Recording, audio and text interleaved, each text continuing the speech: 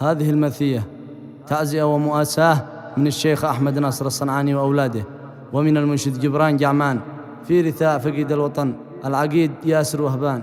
كلمات الشاعر سيف الصنعاني. على ياسر سواد الحزن قيام، على رجاء اليمن فوق الجبال،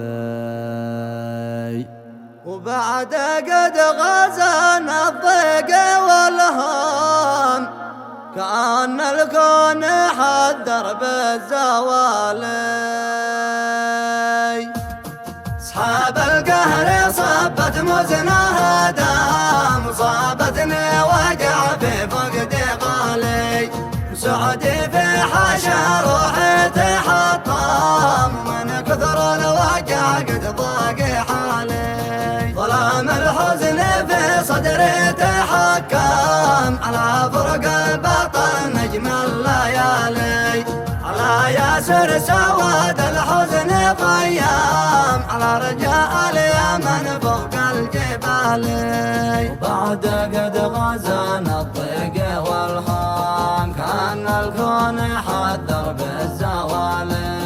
وصف الحزن في حرفة الأعثام، من الصدمة من الأفكار خالي. وظهر الكون في فقده تقسم، خذلي من سنين ما بقى لي.